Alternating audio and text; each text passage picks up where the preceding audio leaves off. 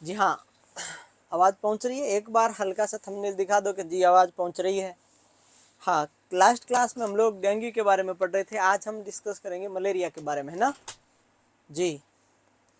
Malaria के बारे में डिस्कस करेंगे और मलेरिया के बारे में हम ये जानेंगे कि कैसे कैसे क्वेश्चन पेपर में आ सकते हैं मलेरिया से रिलेटेड। जी, पहुंच रही है आवाज़, है ना? वेरी गुड, बहुत बढ़िया, बहुत बढ़िया। हाँ,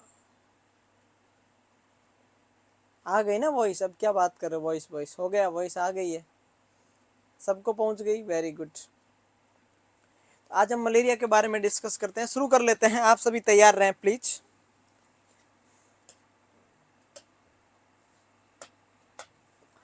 पहली बात, मलेरिया जो बीमारी है उसका कॉज क्या है? और आपको पता है ये वेक्टर बोर्न बीमारी है। वेक्टर बोर्न बीमारी का मतलब क्या होता है? वो डिजीज जो किसी न किसी वेक्टर से ट्रांसमिट होती है। तो इसका न कोई वेक्टर होगा। तो मलेरिया का वेक्टर कौन है? फिर हम पढ़ेंगे मलेरिया कितने टाइप का होता है।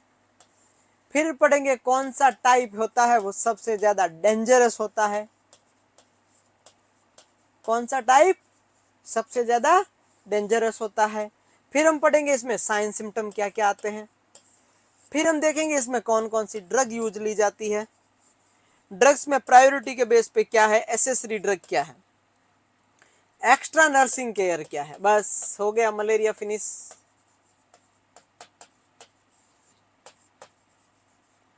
कितना इजी है। एक्स्ट्रा नर्सिंग केयर क्या है तो आपको पता है? बताइए। Malaria is caused by female anopheles या पैरासाइट? जल्दी बताओ देखे। Malaria is caused by, malaria का कॉज बताओ भाई जल्दी फटाफट। मलेरिया का कॉज क्या होता है? जल्दी फटाफट बताना है। हाँ, मलेरिया इज कॉज्ड बाय, फटाफट बताओ तो फिर आगे बढ़े अपन लोग। मलेरिया, इतनी सारी चीजें पढ़ेंगे। मलेरिया एक पैरासाइट बीमारी है। किसकी वजह से होती है? पैरासाइट। मलेरिया का कॉज क्या है? पैरासाइट। कौन? प्लाज्मोडियम। प्लाज्मोडियम कितने टाइप का होता है? 4 टाइप का होता है। कौन कौन? एक होता है पीवी, एक होता है पीएफ, एक होता है प्लाज्मोडियम मैलेरी, एक होता है plasmodium ovale. PF is very dangerous, PV is most common, और ये बहुत दोनों रेयर इंडिया में। Plasmodium vivax, plasmodium falciparum, plasmodium malariae and plasmodium ovale. ये 4 टाइप का होता है मलेरिया का। उस दिन मैंने इतना समझाया, उसके बाद भी सोनाली क्या आंसर कर रही है कि malaria is caused by a female Anopheles. मच्छर कभी भी कॉज नहीं हो सकता, वो वेक्टर हो सकता है। मैंने बता रखा है, फिर भी गलत कर रहे हैं। मैं क्या करूं बताओ अब? वो वेक्टर होता है, वेक्टर कभी कॉज नहीं होता। वेक्टर कभी भी कॉज नहीं होता है। तो वेक्टर अगर कॉज नहीं होता है तो मलेरिया का कॉज क्या हुआ? प्लाज्मोडियम। प्लाज्मोडियम कितने प्रकार का होता है? 4 टाइप का होता है। कितने टाइप का होता है? 4 टाइप का होता है। चलो, कॉज क्या है? प्रोटोजोआ है। कौन सा प्रोटोजोआ? प्लाज्मोडियम। मलेरिया का वेक्टर कौन है? Female anopheles mosquito. कौन है? Female, female anopheles mosquito. Transmission cycle क्या है? याद करना पड़ेगा आपको, कोई ऑप्शन नहीं है आपको। इसको क्यों याद करो? मैन का मतलब यहाँ पर ह्यूमन बींग है। आप मैन का मतलब क्या है यहाँ पर? ह्यूमन बींग है। ऐसे नहीं, लड़के नाराज मत हो जाना या लड़के नाराज नहीं हो जाना कि सर सिर्फ लड़कों में क्यों होता है। मैन का मतलब यहाँ पर ह्यूमन बींग है। कौन सा है? Human being. समझो, इधर आओ कि एक पर्सन को मलेरिया है। मलेरिया को दूसरा मच्छर काटेगा, फीमेल एनाफिलीज, ये जाके किसी और पर्सन को काट लेगा। तो एक पर्सन से दूसरे पर्सन में ट्रांसमिशन के लिए बीच में एक वेक्टर का होना जरूरी है। वेक्टर एक बाइक का काम करेगा, एक कार का काम करेगा। वेक्टर एक जगह से दूसरी जगह डिजीज को वाइकल करने का काम करेगा, डिजीज का काम करेगा। उसको हम लोग बोलेंगे फीमेल, ये एनोफिलीज। ये क्या है? वेक्टर है। कॉज क्या है? बॉडी में पैरासाइट ही रहेगा। ठीक है। अरे जो पूछ रहे हैं कितनी स्लाइड हुई, आप खुद भी तो देख सकते हो ना, दूसरों से क्यों पूछ रहे हो बेवकूफ कहीं के। मेन ऑर्थ्रो, ऑर्थ्रोपोड का मतलब मच्छर। मच्छर कौन सा? Female anopheles. कौन सा? Female Anopheles. आए समझ में बात? इतने में कोई डाउट है किसी को? नहीं डाउट है, किसी को भी नहीं हो सकता इतने में तो डाउट। इसमें तो कुछ ऐसी चीज नहीं जो डाउट हो। तो क्या सवाल बन गया? Cause Plasmodium. प्लाज्मोडियम के अलग अलग टाइप होता है, हम बाद में पढ़ेंगे। Vector female Anopheles, transmission man arthropod man. हो गया क्लियर?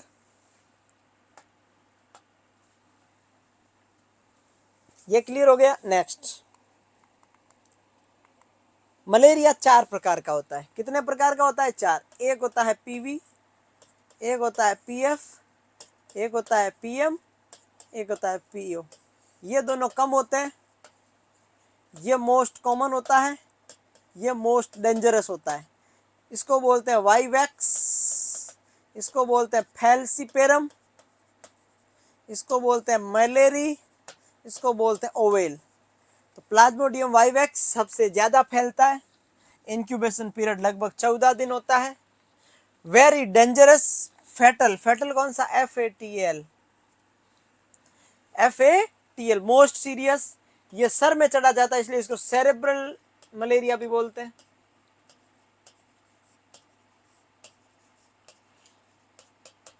हीमोलाइसिस सीवियर करवाता है, बहुत खतरनाक होता है। देखो सवाल बनेंगे, हर एक लाइन से क्वेश्चन है। आपके मन में आता हो तो क्वेश्चन क्या बनेगा? इसी लाइन से क्वेश्चन बनेगा। हर एक लाइन से सवाल बनेगा अपना, हर एक लाइन से अपन सवाल बनाएंगे। इंक्यूबेशन पीरियड इसका 12 दिन होता है। ये मोस्ट कॉमन, ये मोस्ट डेंजरस। सवाल बन गए 2। नॉर्मली पेशेंट इससे सफर नहीं करता, होता है तो मरीज की जान चली जाती है। इतना भी पता आपको?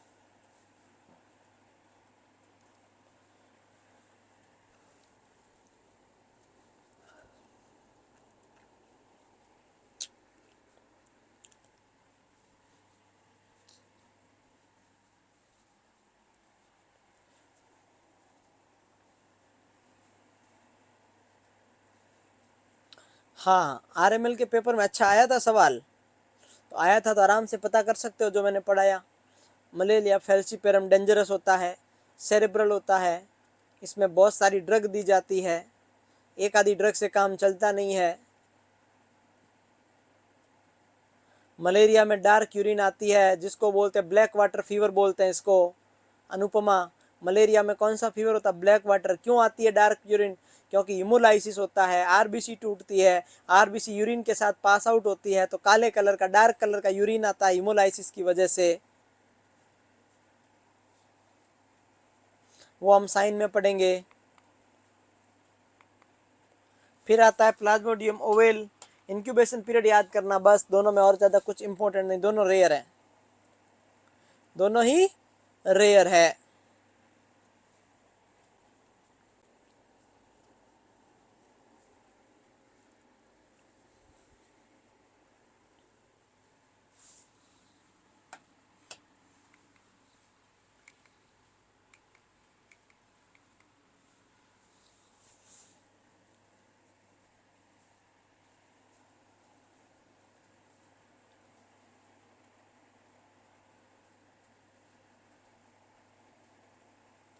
वेरी गुड, थैंक यू नीलम यादव।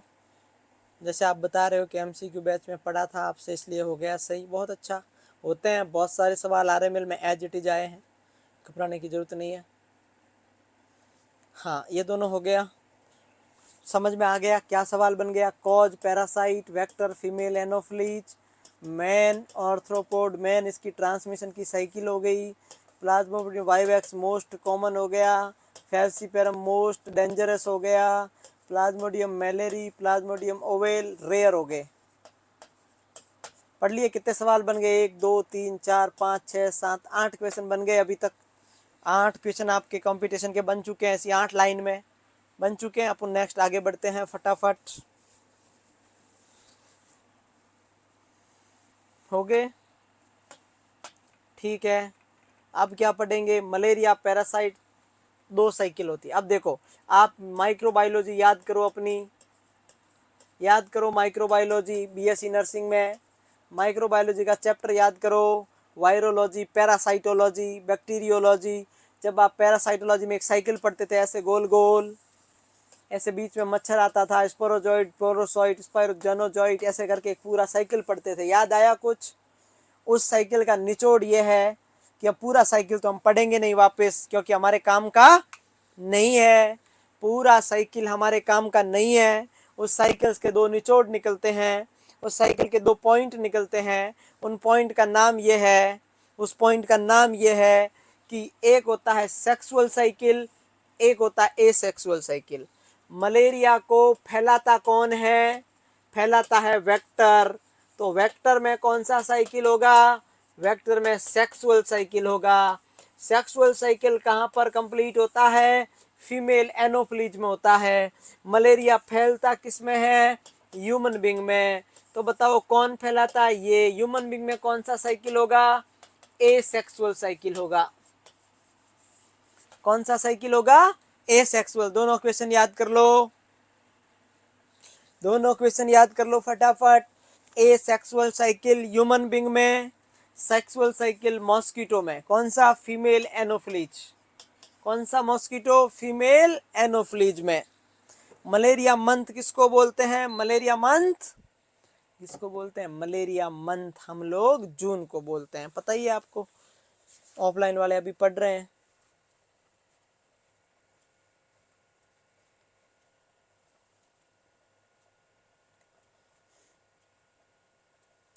ये भी दोनों याद हो गए आपको।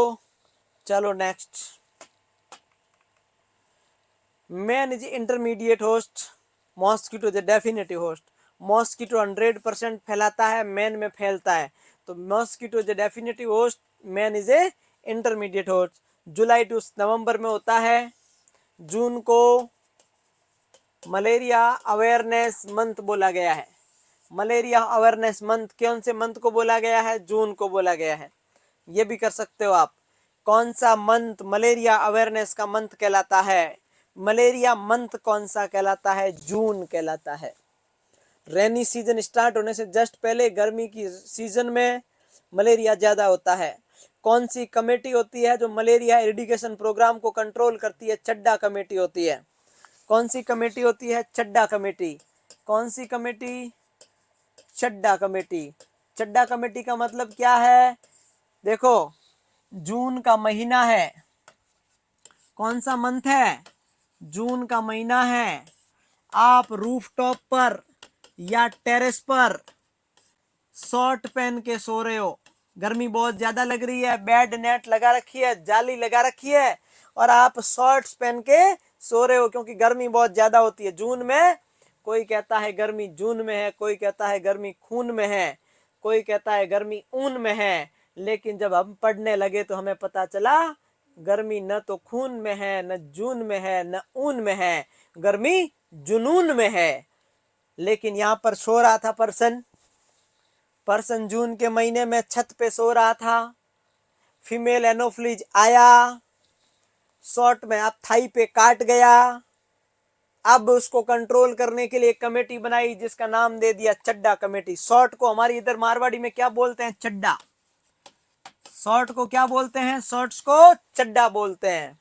समझ में आ गई बात? तो बताओ चड्डा कमेटी का रिलेशन किससे है? चड्डा कमेटी का रिलेशन चड्डा पहन के सोने वाले मतलब शॉर्ट्स पहन के सोने वाले मतलब मलेरिया इरिडिकेशन प्रोग्राम से। याद रह जाएगा ना आपको? याद रह जाएगा आपको? ये भी याद रख सकते हैं जी, है ना?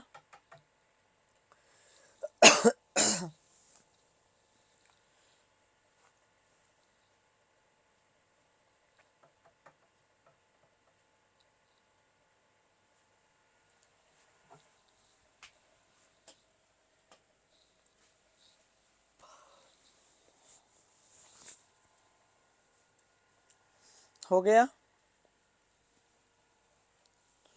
चड्डा कमेटी का लेना देना मलेरिया से है।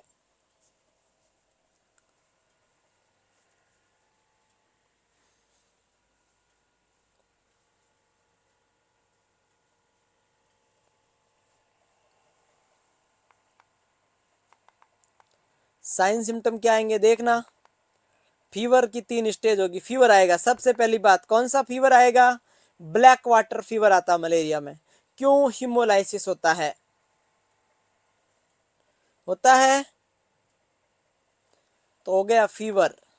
फीवर की कितनी स्टेज होती है? इधर आओ, इधर आओ जल्दी। मलेरिया में कैसा फीवर आता है? ब्लैक वाटर फीवर आता है। चलो ये मलेरिया हुआ, मलेरिया में पेशेंट को फीवर आया। फीवर की कितनी स्टेज होती है? 3 स्टेज होती है। सुनना प्लीज, फीवर की कितनी स्टेज होती है? 3 स्टेज होती है।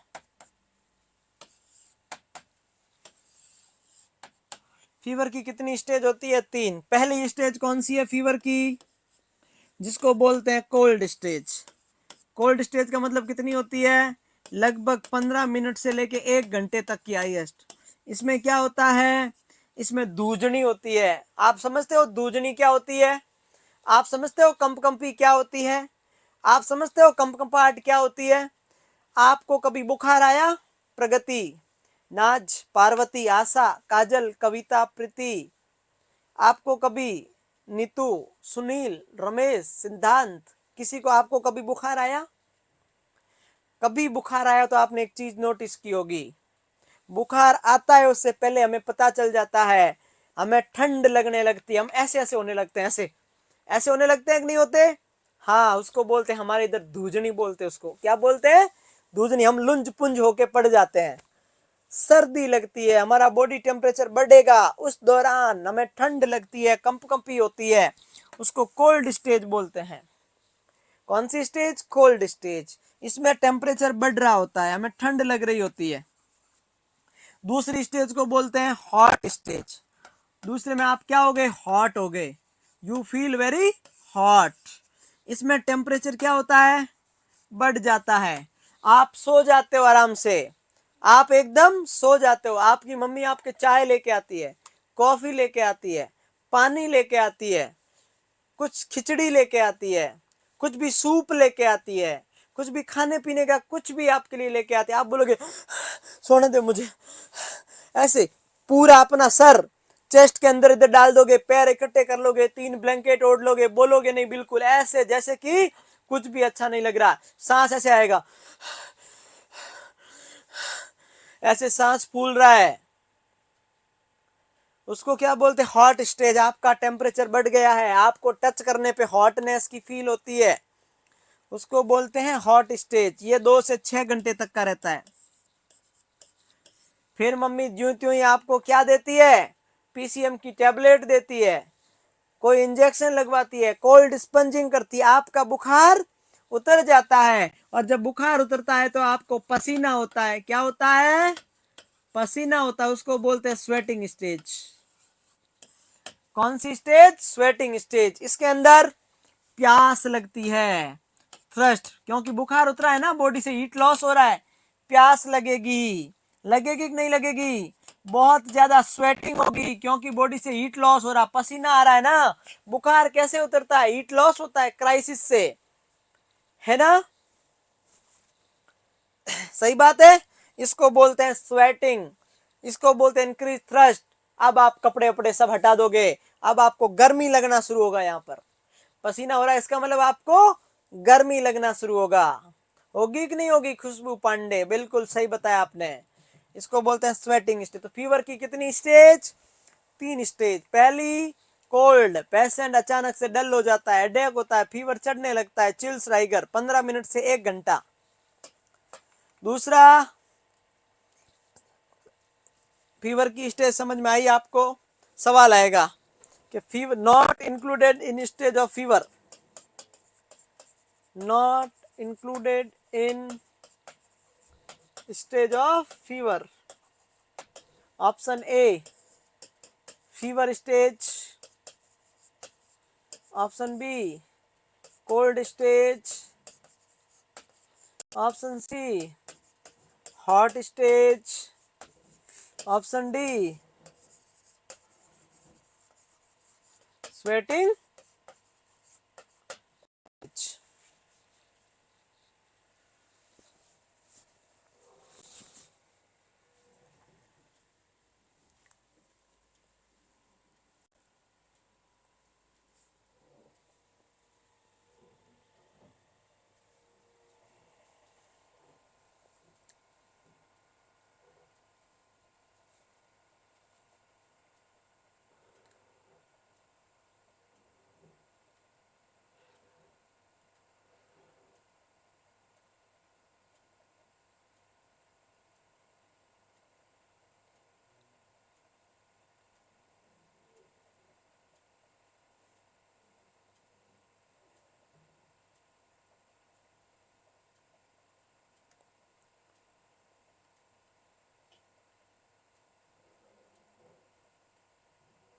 Very good.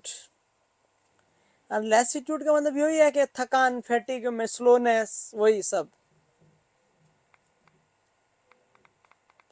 Hot stage, skin hot and dry, headache, time 2 to 6 hours duration, sweating stage, fever down, sweating ज़्यादा होगी तो प्रोफ्यूज स्वेटिंग होगा और प्यास लगेगी। इसमें लिख दो इंक्रीज थ्रस्ट।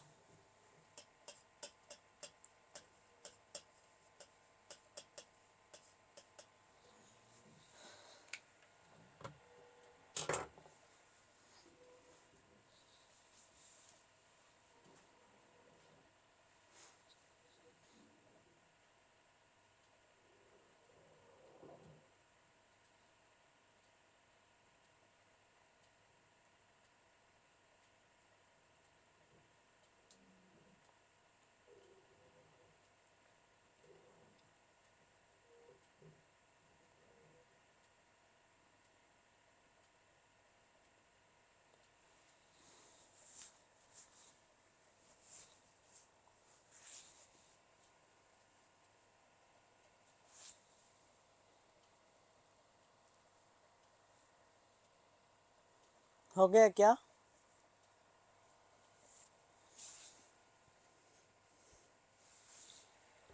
आगे बढ़ेंगे हम लोग। Other sign symptom, haemoglobinuria, इसको dark colour urine. Dark colour urine क्यों आ रहा है?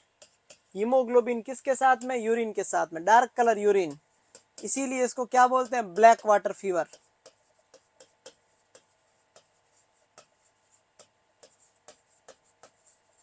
कौन सा फीवर? जॉइंटिस क्यों होगा? लीवर डैमेज होगा। इम्पेयर्ड कॉन्शियसनेस किसमें होगा? प्लाज्मोडियम फैल्सिपेरम में। और स्प्लिनोमेगली फर्स्ट, लीवर से पहले स्प्लिनोमेगली फर्स्ट, सेकंड नंबर हिपेटोमेगली। याद करना, पहले स्प्लीन, क्योंकि आरबीसी कहाँ टूटती है? स्प्लीन में टूटती है। स्प्लीन को आरबीसी का ग्रेवयार्ड बोलते हैं। मरीज शॉक में जा सकता है प्लाज्मोडियम फैल्सिपेरम में। एबनॉर्मल ब्लीडिंग हो सकती है जब ब्लड सेल नहीं बढ़ेगी तो। पल्मोनरी इडिमा देखने को मिल सकता है किसमें? ये सारे साइन प्लाज्मोडियम फॉल्सिपेरम सीवियर केस में, अदरवाइज कुछ नहीं होता। हाइपरथर्मिया, 105 से ज्यादा टेम्परेचर जा सकता है। ये सारे साइन किसके हुए? ये सारे सीवियर केस में। नॉर्मल में तो फीवर आता है, जो मैंने स्टेज बताई वही रहती है। जब पेशेंट को पीएफ होता है तो ब्रेन अल्टर्ड सेंसोरियम होता है। आरबीसी टूटती है, स्प्लीन और लीवर दोनों अफेक्ट होती है। सबसे पहले स्प्लीनोमेगली, बिकॉज ऑफ द आरबीसी का वहाँ कब्रिस्तान किसको बोलते हैं? स्प्लीन को बोलते हैं। ब्लड बैंक किसको बोलते हैं? स्प्लीन को बोलते हैं। स्प्लीन की नैरो ब्लड कैपिलर में आरबीसी टूटेगी तो उसकी साइज बढ़ जाएगी, वो फैगोसाइटोसिस करेगी, और उसके बाद में लीवर की स्पोरोसाइट सेल बार बार खाएगी लीवर सेल, हेपेटोसाइट, उसकी वजह से लीवर बढ़ जाएगा। मरीज को बहुत ज्यादा प्रॉब्लम होगी, रेस्पिरेटरी कॉम्प्रोमाइज हो जाएगा, पल्मोनरी इडिमा, मरीज का ब्रेन डैमेज हुआ तो क्या हो जाएगा? पेशेंट को Altered sensorium, because of PF की वजह से पेशेंट को सेरेब्रल मलेरिया होता है।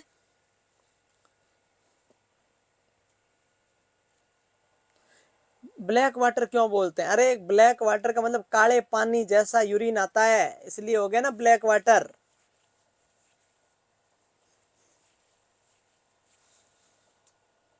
आपको एक चीज पता चल जाएगी, जब आप हमसे पढ़ लोगे ना तो आपको पता चल जाएगी कोई भी पेपर में बाहर से सवाल नहीं आता। कैसा भी क्वेश्चन पूछ लो, अपने अंदर ऑप्शन में से घूम रहा होता है कहीं कहीं, कभी भी बाहर से नहीं आता।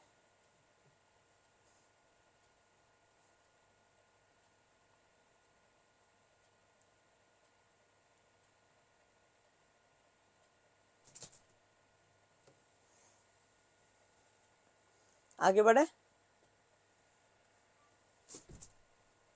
हो गया।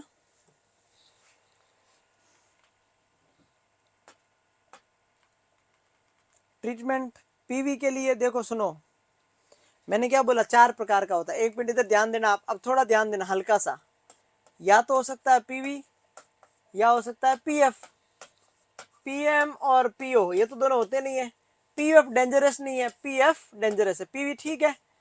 तो ड्रग सब में देंगे, लेकिन पीएफ में थोड़ा ज्यादा ध्यान देना पड़ेगा। अब ट्रीटमेंट दो होते हैं, एक होता है स्टार्टिंग थेरेपी, एक होता है रेडिकल ट्रीटमेंट। कौन सा treatment? Radical treatment. Radical treatment का मतलब क्या है, पहले तो सुन लो।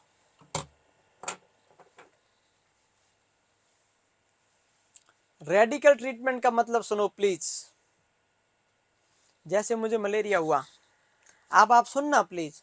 मैं हॉस्पिटल में गया डॉक्टर के पास, मान लो गांव में कोई कंपाउंडर, मान लो नर्सिंग ऑफिसर प्रैक्टिस कर रहा है, उसको आइडिया नहीं है, उसने बहुत अच्छे अच्छे इंजेक्शन लगाए, मलेरिया को ख़त्म कर दिया, लेकिन उसने रेडिकल ट्रीटमेंट नहीं दिया, तो मेरे को 1 महीना बाद वापस मलेरिया के सिम्टम्स आएंगे और मेरे को वापस मलेरिया हो जाएगा।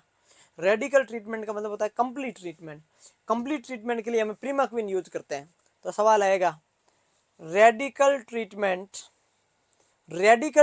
में कौन सी ड्रग यूज करते हैं? प्रीमाक्विन। प्रीमाक्विन ड्रग पीवी में कितनी यूज करते हैं, पीएफ में कितनी यूज करते हैं? दोनों ही इंपॉर्टेंट है। पीवी में 14 दिन यूज करते हैं, पीएफ में 1 दिन ओनली सिंगल डोज यूज करते हैं। लेकिन पीएफ में 3 गुना यूज करते हैं, 1 डोज ही करते हैं लेकिन एक साथ 3 गुना डोज। पीवी में 1 डोज 14 दिन तक ओडी यूज करते हैं। रेडिकल का मतलब होता है कंप्लीट ट्रीटमेंट। आप मलेरिया के इंजेक्शन लगाओगे, मलेरिया की टैबलेट दोगे, तो मलेरिया की जो ब्लड के अंदर जो भी मलेरियल सेल है वो लीवर में जाके डिपोजिट हो जाएगी, लेकिन वो 1 महीना बाद वापस भी तो आ सकती है सर्कुलेशन में, वापस न्यूट्रिशन लेके। तो लीवर में जो सेल है उसको मारने के लिए हमें प्रीमाक्विन देना पड़ता है।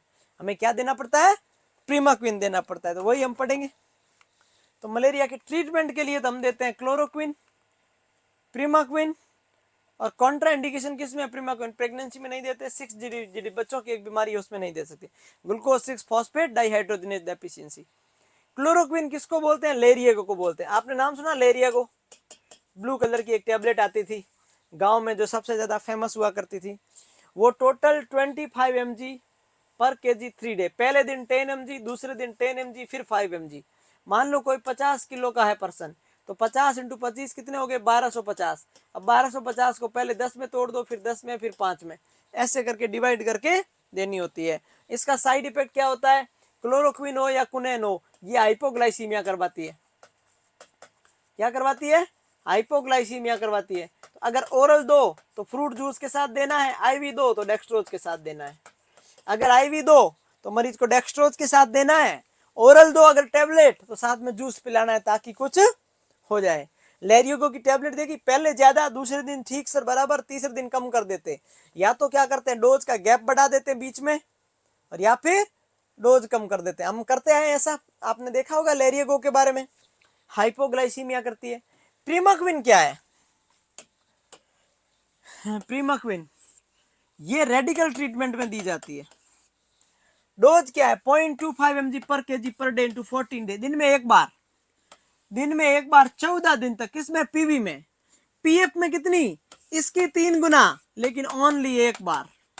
स्टेट क्या समझे? खतरनाक कौन है? पीएफ। एक बार देनी है पीएफ में। अरे प्रीमाक्विन हाइपोग्लाइसीमिया नहीं करती, मैं इसके बारे में कर रहा हूं, हाइपोग्लाइसीमिया करती है। प्रीमाक्विन तो ये करती है। क्लोरोक्विन ग्लाइकोजन बनाती है, ग्लूकोज को कम कर देती है, ग्लाइकोजिनोसिस करवाती है, इसलिए ग्लूकोज क्या हो जाता है? कम हो जाता है।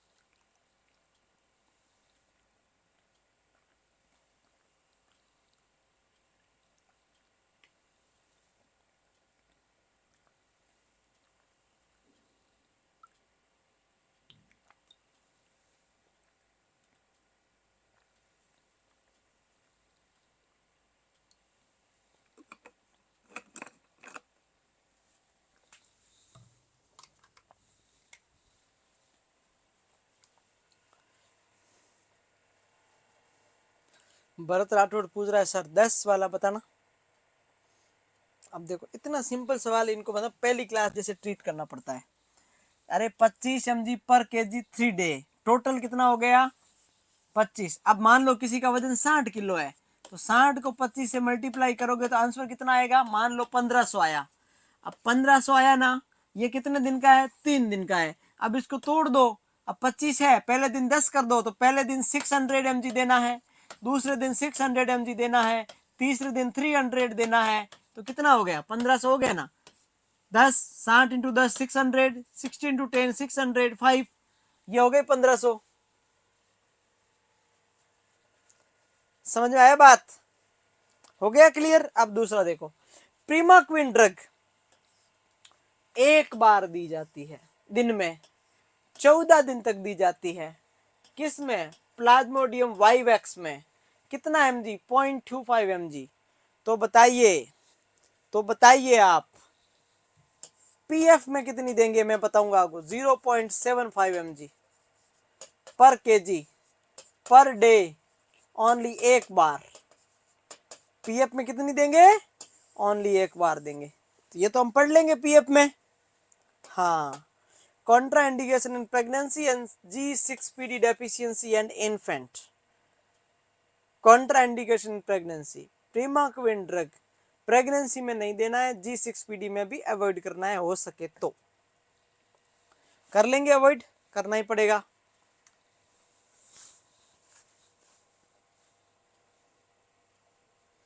सही बात है।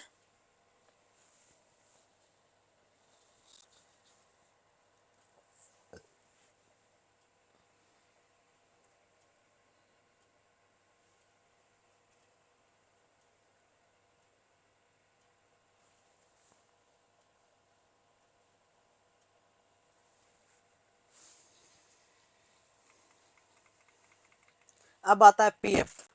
पीएफ के अंदर जो थेरेपी दी जाती है उसको बोलते हैं एसीटी, आर्टिमिसनिन कॉम्बिनेशन थेरेपी। अब इसमें दो चीजें होती है, एक होता है आर्टिसुनेट कॉम्बिनेशन में सल्फोडॉक्साइन और पायरामेथामाइन, ये याद नहीं करना। अच्छी बात ये है अपने को फोकस करना आर्टिसुनेट के ऊपर।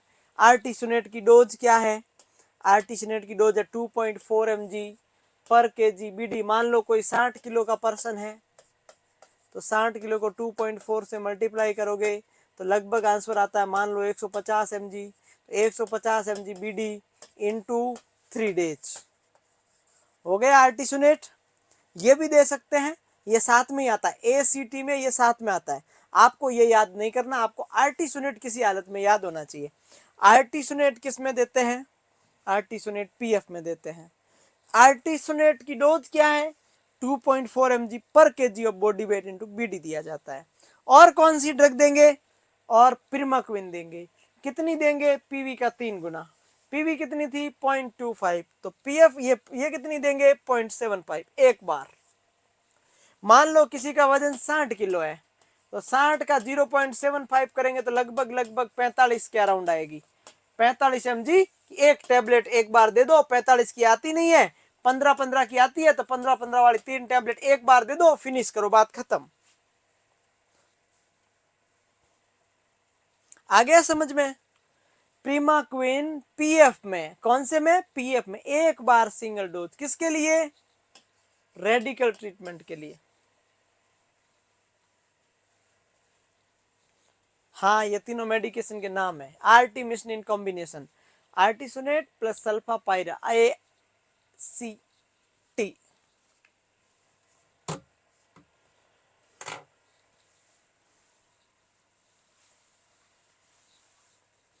लिखो, मैं साइड में हो जाता हूं थोड़ा सा।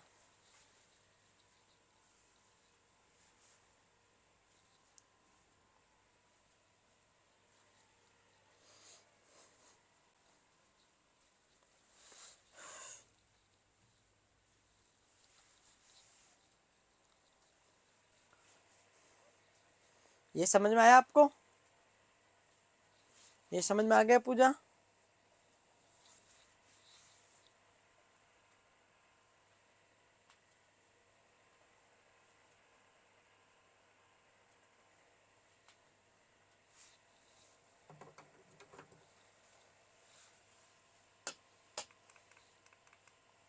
साइड इफेक्ट क्या है इन सब का, हाइपोग्लाइसीमिया है, किसका याद करना, उन सब का ही। अब अदर मैनेजमेंट, एंटी लार्वा मतलब डीडीटी का छिड़काव करेंगे। एक मछली होती है जो फीमेल एनोफिलीज को खाती है, जहाँ पे वैसा गंदा पानी होता है वहाँ पे एक मछली को छोड़ देते हैं, फिश को। सवाल आएगा गैम्बूसिया क्या है, गैम्बूसिया फिश है। गैम्बूसिया फिश किससे रिलेटेड है, फीमेल एनोफिलीज के साइट से रिलेटेड है। और क्या करते हैं, डीडीटी का छिड़काव करते हैं, सर्वे कितने दिन से करेंगे? एवरी 14 डे से सर्वे किया जाता है जहां पे मलेरिया फैल रहा है। कितने दिन से? 14 डे से। ये हो गया एंटी लार्वा मेजर्स।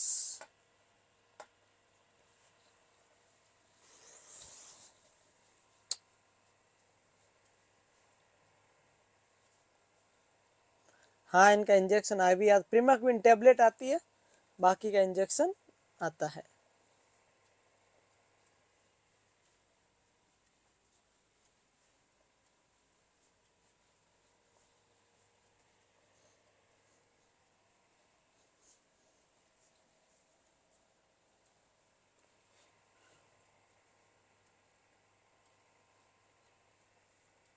मलेरिया की कोई ड्रग ऑफ चॉइस नहीं है दीपक, सबकी अलग अलग होती है।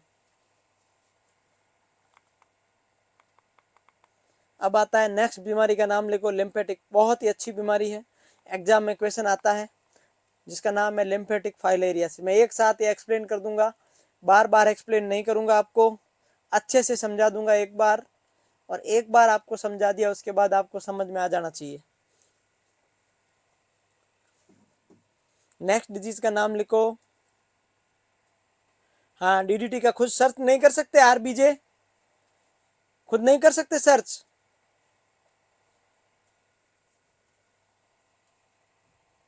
नहीं होती दीपक राजपूत, सिर्फ मलेरिया की ड्रग ऑफ चॉइस, सबकी अलग अलग होती है।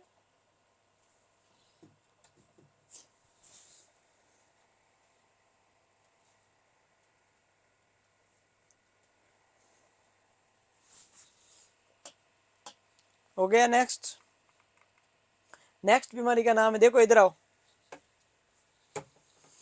ये एक वेक्टर बोर्न बीमारी है, इधर ध्यान देना। ये कौन सी बीमारी है? Vector borne. वेक्टर बोर्न का मतलब कोई न कोई वेक्टर होता है जो इसको फैलाता है। Culex vector. कौन सा मॉस्किटो? Culex mosquito. इसका कॉज क्या है? इसका कॉज लिखो, वुनचोरिया बुनक्रोफ्टी। क्या नाम है cause?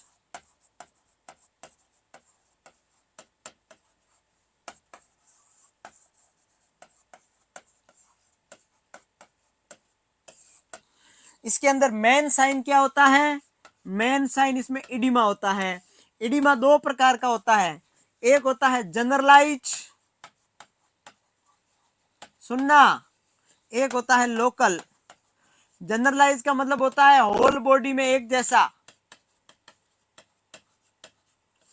Due to vital organ failure, due to vital organ failure, liver, kidney, heart, इसके फेल होने से इडिमा होता है, उसको बोलते हैं जनरलाइज।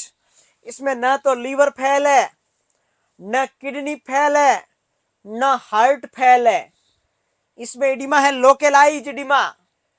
क्यों लोकेलाइज? क्योंकि इसके अंदर लिम्फ का इडिमा हो रहा है। नाम क्या लिखा? Lymphatic filariasis. तो कौन सा इडिमा है? Lymph oedema. और लिम्फ इडिमा कैसा होता है? पर्टिकुलर पूरी बॉडी में ए टू जेड एक जैसा नहीं होता है, पर्टिकुलर पार्ट में होता है, और वो पार्ट में इतना इडिमा होता है, इतना इडिमा होता है, इतना इडिमा हो जाता, पैर हो जाता हाथी जैसा। एक पैर कैसा होता है? हाथी पैर जैसा, एलिफेंट के पैर जैसा बड़ा हो जाता है। इसीलिए इस लिम्फ इडिमा को बोलते हैं एलिफेंटेसिस।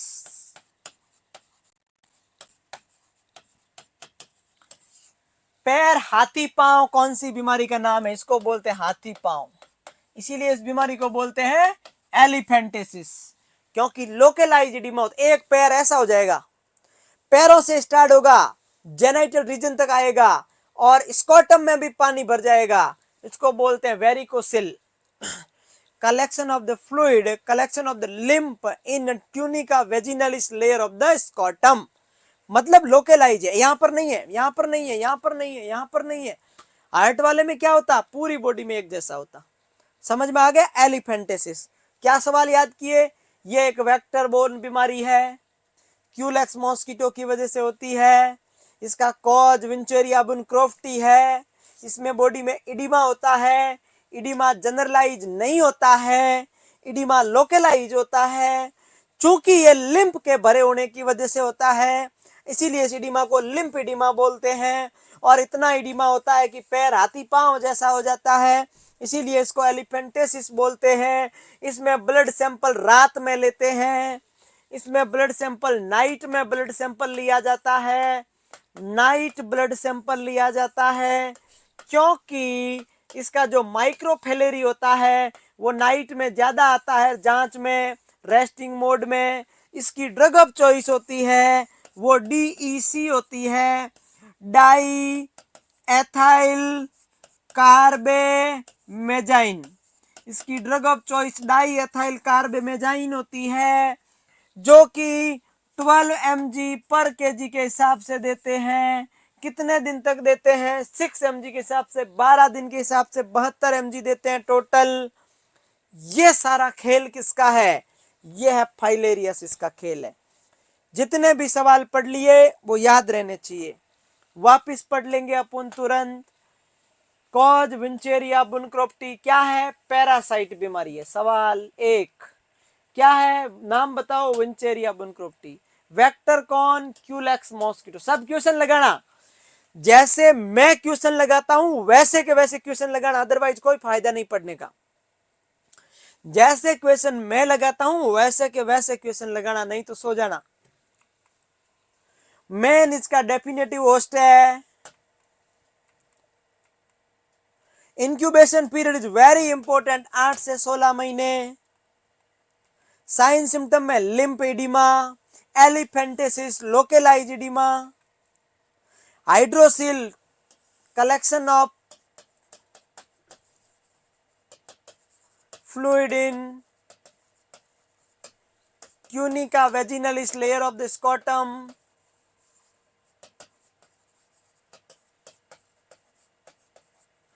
स्कॉटम में पानी भर जाना। लिम्फ है तो लिम्फ के लिए वर्ड यूज क्यों करते हैं? काइल। यूरिन के साथ में लिम्फ आएगा उसको बोलते हैं Kyle urea, lymph in urine. अगर चेस्ट में आए सीक्रेशन लिम्फ उसको बोलते हैं काइलोथोरैक्स।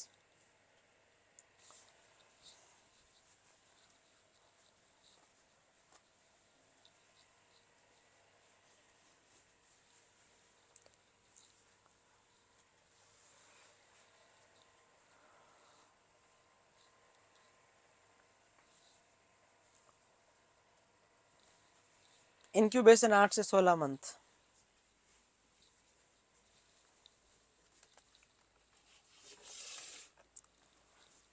लिख लिया आपने? जल्दी लिखो।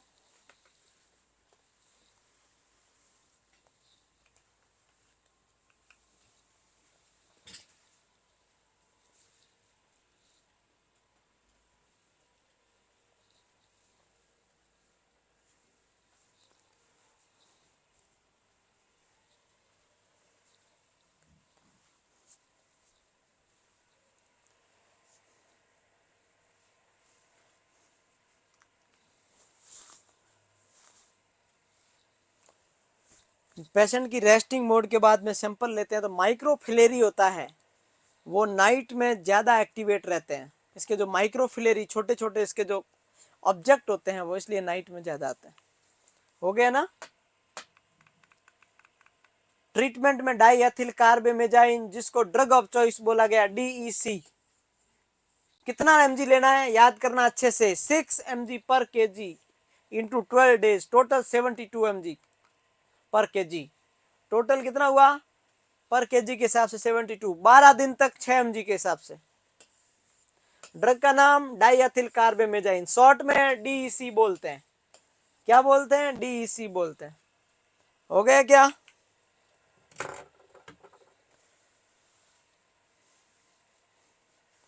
देखो हो गया 8-9 मिनट में फाइलेरियासिस फिनिश।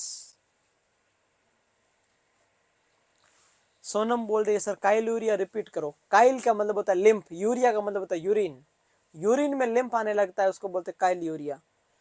चेस्ट के सीक्रेशन में, थोरेक्स में अगर लिम्फ आने लगे उसको बोलते हैं काइलोथोरेक्स।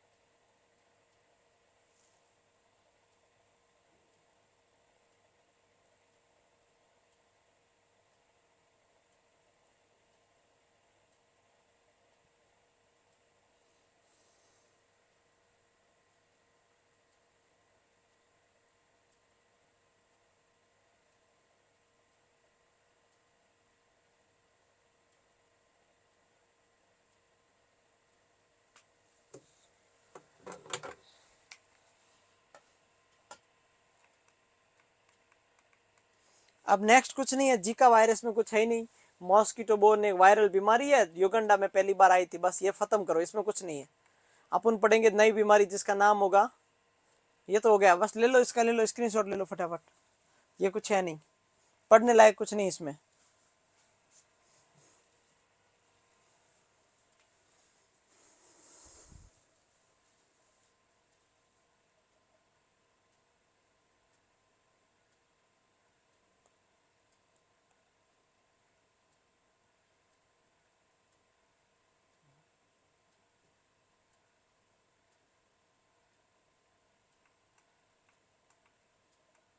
अब आती है जूनोसिस, जानवरों वाली बीमारियां, नाम लिखो रेबीज। जो बीमारी एनिमल से फैलती है उसको बोलते हैं जूनोसिस। हेडिंग लगाओ रेबीज। क्या लगाओगे? रेबीज। चलो लगाओ फटाफट। हाँ ये फुली ट्रीटेबल है। हेडिंग लगाओ फटाफट रेबीज। अब रेबीज के बारे में सुनो, अब रेबीज के बारे में ध्यान दो। रेबीज एक वायरल बीमारी है और वेरी डेंजरस,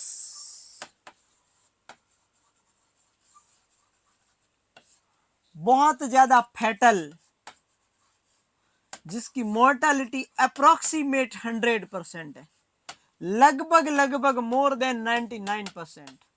सबसे ज्यादा फैटल बीमारी है।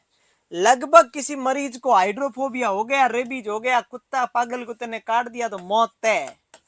कौन सी बीमारी है जिसकी मोर्टालिटी सबसे ज्यादा होती है? आप बोलोगे रेबीज। जो very fatal, very dangerous, very mysterious disease in the planet due to mad dog, the lyssa virus की वजह से होती है। ये यहाँ की मसल्स होती है गले की, उसमें स्टिफनेस आ जाती है, तो लिक्विफाइड लिक्विड को ले नहीं पाता है, हार्ड की ओर मुंह डालता है क्योंकि उसको प्यास लगी रहती है, उसको खाने का मन करता है, लेकिन मसल्स इतनी ज्यादा स्टीप हो जाती, इतनी स्टीप हो जाती, इतनी कॉन्ट्रैक्ट हो जाती है कि उसको लिक्विड लेने का मन नहीं करता, ले नहीं पाता, इसलिए कुछ भी उसको चाहिए वो पागल जैसे करता है, क्योंकि वो पागल ही होता है, वो पागल ही होता है। तो क्या समझे आप? ये एक लाइसा वायरस की वजह से होता है। ये डॉग से हो सकता है, कैट से हो सकता है, मंकी से हो सकता है, घोड़े से नहीं होता।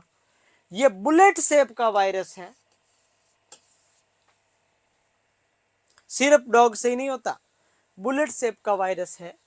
ये आरएनए वायरस है, ये सिर्फ डॉग से ही नहीं होता, ये लाइसा वायरस है, इसको हाइड्रोफोबिया बोलते हैं, ये जानवरों से फैलती है, ये स्ट्रीट वायरस बोलते हैं इसको। याद करने के लिए बता दूं, कुत्ते गली में पाए जाते हैं और गली को इंग्लिश में स्ट्रीट बोलते हैं।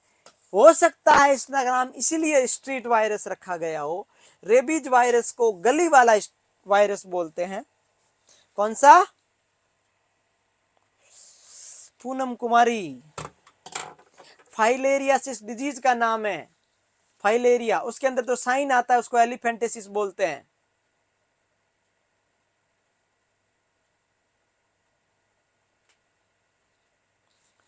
अच्छा, आरबीजे बोलता है सर ये रेबीज तो कुत्ता है, फिर तो ये वायरल कैसे हुआ? तो डेंगू क्या मच्छर से हो रहा है, फिर वायरल कैसे हुआ? मलेरिया तो एनोफिलीज से होता है, फिर वायरल कैसे हुआ? तुम्हारा दिमाग ठिकाने रखो कुछ, ऐसे पागल बच्चों जैसे बातें मत किया करो। हर एक कोई न कोई बीमारी का कोई न कोई माइक्रो ऑर्गेनिज्म होता है। ये सिर्फ एक तरीके का वेक्टर टाइप काम है, कुत्ते से एक पर्सन में आ रही है। एक वायरस होता है जो ब्रेन को अफेक्ट करता है।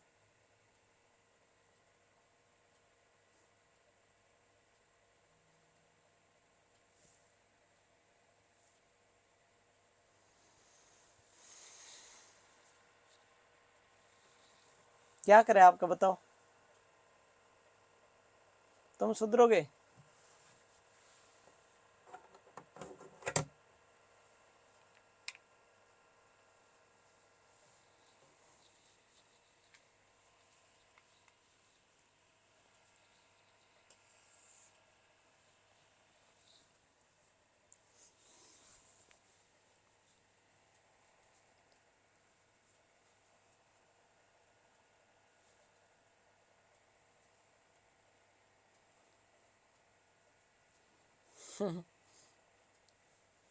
बदमाश।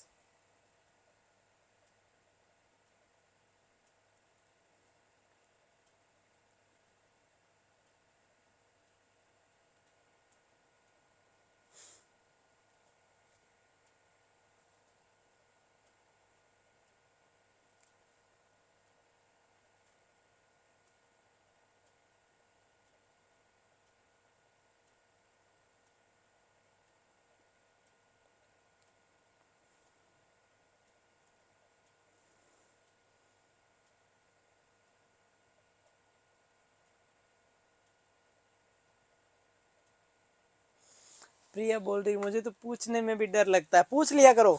मैं भी आपको जब तक 2-3 बार डांटू नहीं ना, मेरा भी मन ऐसे रहता है। आज तो प्रोमिस डे भी है। आप मेरे को वादा करो कि आप पूछोगे सवाल। अब नहीं पूछोगे ना तो आपका ही नुकसान है, मेरा कुछ नहीं है। इसमें मेरा कुछ नहीं जाता, तेरा ही घाटा है।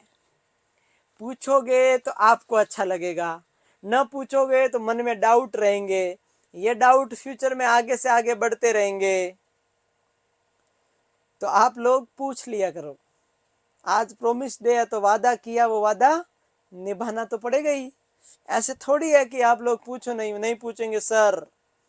नहीं सर, ऐसे नहीं।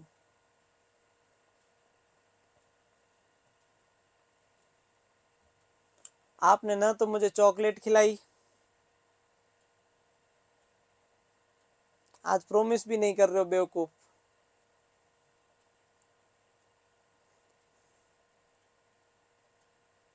छाया बार बार पूछ रही है सर जेनाइटल फाइलेरिया क्या होता है। नहीं बताऊंगा, क्या करोगे बोलो। रुक जाओ ना। एक ही सवाल बार बार कॉपी पेस्ट।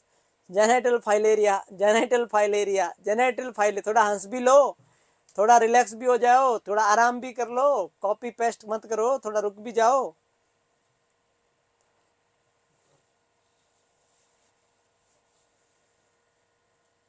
हाँ, संध्या बाल बोल रही है ना तो टेडी दिया। बिल्कुल सही है। और कुछ मत बोलना है, और कुछ मत बोलना।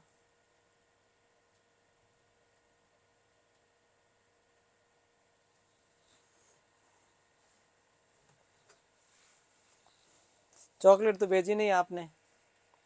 कोई ना, जब आपका सिलेक्शन हो जाए ना, जब आप लेके आ जाना डेयरी मिल्क ओरियो वाली। ठीक है। जब तक मैं आपका वेट कर रहा हूँ कि हाँ आप चॉकलेट लेके आओगे। मेरी चॉकलेट पेंडिंग है। प्रॉमिस करो कि आप चॉकलेट लेके आओगे। 50 बेड एक्सपीरियंस है, नॉरसेट वाले नॉरसेट दे सकते हैं जीएनएम के साथ। आज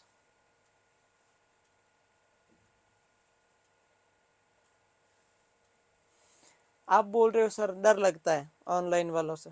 ऑफलाइन वाले तो इतने खुश रहते हैं जिसकी कोई हद नहीं। उनको तो लगता है कि शो चल रहा है कुछ, बेवकूफ कहीं के। आप ऑनलाइन वाले ही डरते हो मेरे को। विजय कुमार कुछ और ही बोल रहा, बेवकूफ सही बोलो। आप वादा करो कि आप जब सिलेक्शन होगा तो आप मेरे लिए लेके आओगे चॉकलेट खूब सारी, तो मैं आपको बताऊंगा। नहीं तो आज कुछ नहीं बोलता मैं। शशि तो बोल रही पक्का। प्रिया कुछ नहीं बोल रही बेवकूफ। और कौन? नमिता। पूजा बोल रही है 4 चीजें कर दूं। क्या क्या? रोज, चॉकलेट, टेडी, प्रोमिस।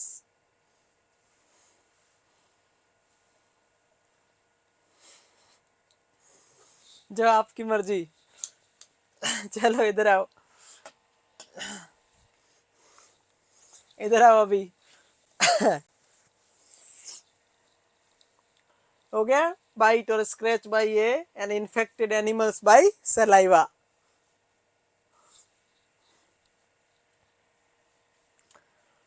हाँ हो गया। Dog is main host. कौन फैलाता है मैनली? कुत्ता। कौन फैलाता है? डॉग। Very good.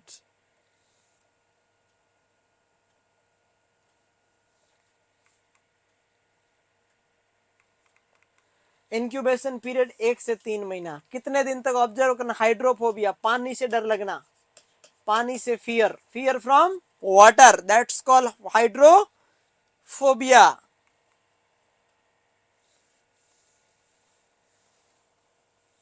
हाँ ले आना, प्रिया ले आना है ना। ठीक है।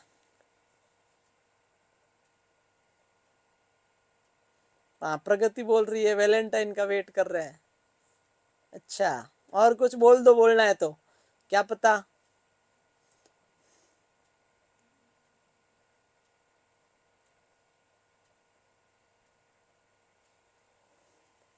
देखते हैं आप कौन वादा निभाता है कौन नहीं निभाता है। आप लोग लेके आते हो कि नहीं आते हो, अपन वेट करते हैं।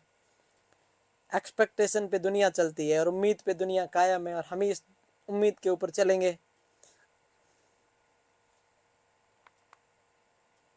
नेग्री बॉडीज कहाँ बनती है, सवाल आएगा। नेग्री बॉडी किस में बनती है? नेग्री बॉडी डॉग में बनती है। नेग्री बॉडी कौन सी बीमारी में बनती है? नेग्री बॉडी लाइसा वायरस में बनती है। नेग्री बॉडी कौन से इन्फेक्शन में बढ़ती है? नेग्री बॉडी रेबीज इन्फेक्शन में बढ़ती है। मरीज को नर्वस सिस्टम के साइन आएंगे, मरीज कोमा में जा सकता है। डीग्लूटिनेशन का मतलब होता है स्वोलोविंग स्पाज्म। स्वोलोविंग स्पाज्म, स्वोलो नहीं कर पाएगा, डीग्लूटिनेशन को स्वोलो बोलते हैं, और इसीलिए पानी से डर लगेगा उसको।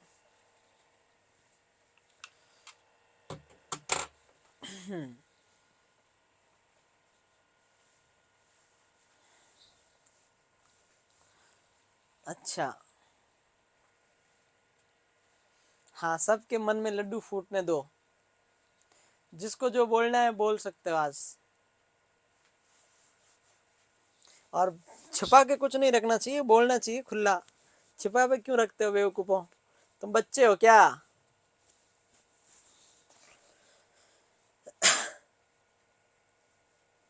देखो सुनाया क्या बोलती है, नाम क्या, सुनन्ना।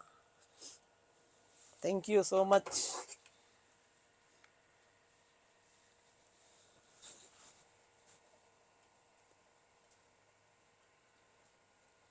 आगे बढ़े। फिर आता है डायग्नोसिस। इन्फेक्टेड एनिमल्स में फ्लोरोसेंट एंटीबॉडी टेस्ट करते हैं, कॉर्नियल टेस्ट। रेबीज डॉग को 3 से 8 दिन तक वेट करते हैं। कुत्ता पागल हो जाता है उसको मेड डॉग सिंड्रोम बोलते हैं। मान लो घर का कुत्ता पागल है, घर का पालतू कुत्ता था, मान लो पालतू पेट डॉग, कैसे पता चलेगा? घर में इंसान से ज्यादा वफादार वही होता है, इंसान से ज्यादा वफादार वही होता है। उसके बिहेवियर में चेंज आ जाता है, उठने में, बैठने में, सोने में, खाने में, पीने में कुछ भी ध्यान नहीं रखता है। इसीलिए वेरी गुड। हाँ, मैं बहुत ज्यादा खुश हूं ना, मेरे को भी किसी ने प्रॉमिस कर दिया होगा, ऐसा मान लो झूठे कहीं के।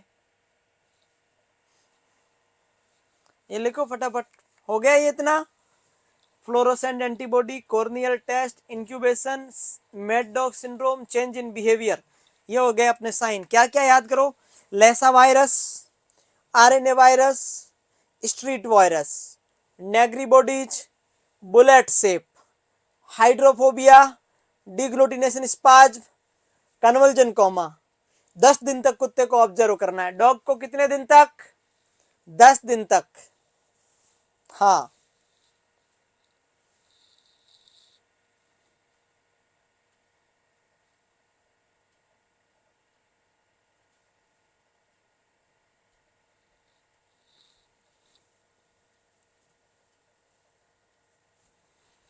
ये लिखो फटाफट।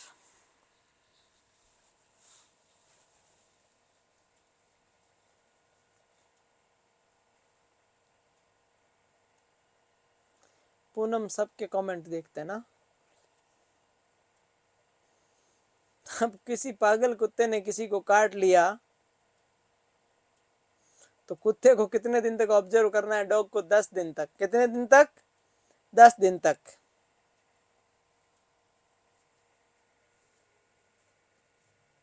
हाँ, अच्छा खासा किया है ना वादा, बिल्कुल ऑफ कोर्स किया है। आप लोगों को पढ़ाने का जो वादा किया है ना।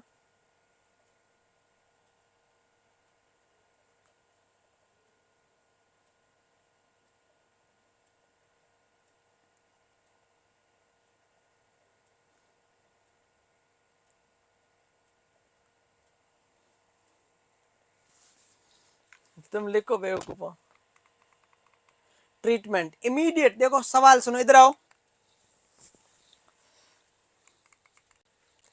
अगर कोई कुत्ता डॉग काट जाए, इधर ध्यान देना, अगर कोई डॉग बाइट कर जाए, सबसे पहला तरीका क्या है? सबसे फर्स्ट एनी हाउ कुछ भी हो जाए सूचरिंग अवॉइड करना है। सबसे पहले क्या करोगे, बहते नल के पानी से उस वुंड को वॉश करना है। क्या करना है, वुंड को वॉश करना है। Immediate flush and wash the wound with shop and water under running tap at least 15 minute. कितना मिनट, 15 मिनट। कितना मिनट, 15 मिनट। हाँ, कितना मिनट, 15 मिनट। मैं नहीं बताऊंगा प्रगति, रहने दो आप इधर ध्यान दो। नॉट फ्यूचर, अगर जरूरी भी है तो भी 24 घंटे बाद, तो भी 24 घंटे बाद, मतलब 24 घंटे तक वुंड को खुला रखना। पहला स्टेप यही आएगा, वॉश करना है, वॉश करना है, वॉश करना है।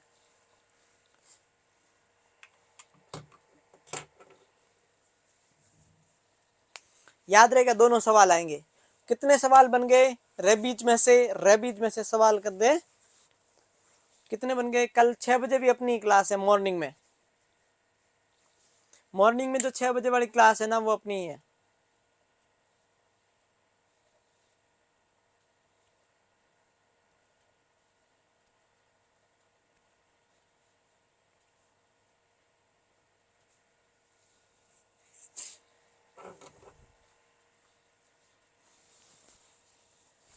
हो गया, वुंड फ्यूचर नहीं करना है। नहीं करना मीन्स नहीं करना, मीन्स नहीं करना है। नहीं मीन्स नहीं। पोस्ट एक्सपोजर एकमात्र ऐसी वैक्सीन है जो कुत्ता काटने के बाद दी जाती है। मीजल्स पहले ही लगा देते हैं, मीजल्स होने से। पोलियो ओपीवी पोलियो होने से पहले। हेपेटाइटिस बी होने से पहले। विटामिन ए ब्लाइंडनेस होने से पहले। डीपीटी डिप्थीरिया पर्टुसिस टिटनेस से पहले। पेंटावेलेंट हिब होने से पहले। ये कुत्ता काटने के बाद लगाते हैं। एसन रेजिमन में 5 डोज दी जाती है, जरीब रेजिमन में 4 डोज दी जाती है। 5 क्या, एक आज से 3 दिन बाद, आज से 7 दिन, आज से 14, आज से 28। कितना होगा, 0.5 ml IM डेल्टोइड के ऊपर। सही है।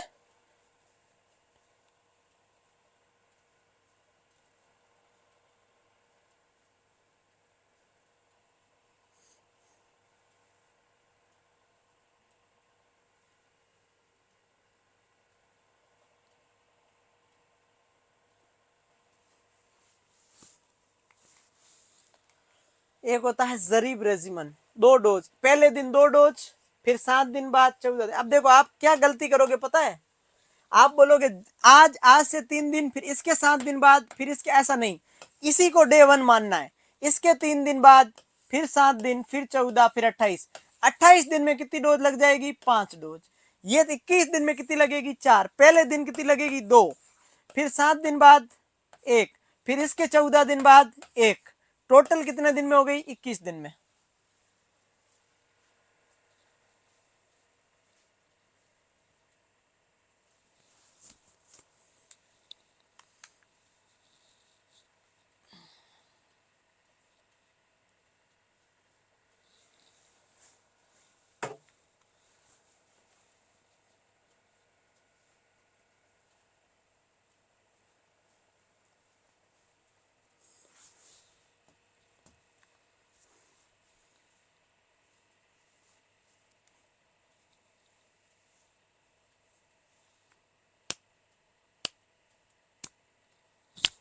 आगे बढ़े। ये जो रेजिमन का मतलब होता है शेड्यूल। 2 पर्सन थे, उन्होंने अपने अपने हिसाब से बना दिए, तो उसका नाम पड़ गया रेजिमन। हो गया। ARV बोलते हैं, एंटी रेबीज वैक्सीन बोलते हैं, ARV हो गया। एंटी स्नैक वैक्सीन होता है, उसको ASV बोलते हैं।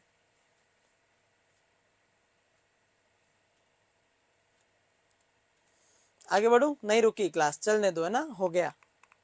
अब नेक्स्ट हेडिंग लगाओ, येलो फीवर। कौन सा फीवर, येलो फीवर। ये कौन सा आ गया, वायरल वाली बीमारी आ गई। अब इधर ध्यान दो, येलो फीवर एक वायरस बीमारी है। जो अर्बो वायरस की वजह से होती है, जो कि टोगा वायरस फैमिली का है। इंक्यूबेशन पीरियड 3 से 6 दिन होता है। इसमें मैनेजमेंट के लिए हमें मरीज को क्या होता है, डायरिया वोमिटिंग होता है, तो डिहाइड्रेशन होता है, तो वही जो डेंगू का ट्रीटमेंट है वही इसका ट्रीटमेंट है। डिहाइड्रेशन को ट्रीट करना है, नोजिया वोमिटिंग जो भी है सिम्टम्स को ट्रीट करना है, बस हो गया येलो फीवर फिनिश। वैक्सीन कौन सी लगती है येलो फीवर के लिए? इंटरनेशनल वैक्सीन लगती है। जब आप देश छोड़ के, इंडिया छोड़ के बाहर जाते हो तो आपको वहां पे वैक्सीन लगानी पड़ती है, international live viral vaccine. Live viral vaccine लगती है, लाइव होती है और ये वायरल, क्योंकि बीमारी कौन सी, वायरस है, तो वैक्सीन भी वायरस है। वैक्सीन का स्ट्रेन किसका होता है? 17D वैक्सीन, वैक्सीन का नाम होता है 17D वैक्सीन लाइव। क्या सवाल आएगा? Yellow fever adage aegypti vector है, अर्बो वायरस इसका कॉज है। 3 से 6 दिन इंक्यूबेशन है, डिहाइड्रेशन होता है। वैक्सीन का नाम 17D है, वैक्सीन इंटरनेशनल है। जब आप एक देश से दूसरे कंट्री जाते हो तो आपको लगानी पड़ती है। कौन सी होती है? 17D स्ट्रेन होता है। हो गया, 6 सवाल बन गए। कितने सवाल बन गए? 1 2 3 4 5 6 7 7 क्वेश्चन बन गए भाई इनमें से। अब एकदम सही हो गई तबीयत, आप लोगों ने तबीयत एकदम सही कर दी। देखो बेवकूफ कहीं के, तुम लोग बेवकूफ ही हो और कुछ नहीं, मैंने देख लिया। तुमसे बातें करवा लो बस, तुम्हें बातें करना बहुत पसंद है।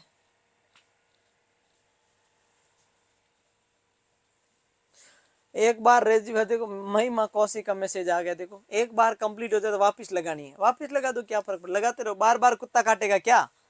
महिमा बोल रही कि एक बार कुत्ता काटा, सारी वैक्सीन लगवा दी, फिर वापस लगाए क्या? लगवा दो, कौन रोकने वाला, लगा सकते हैं।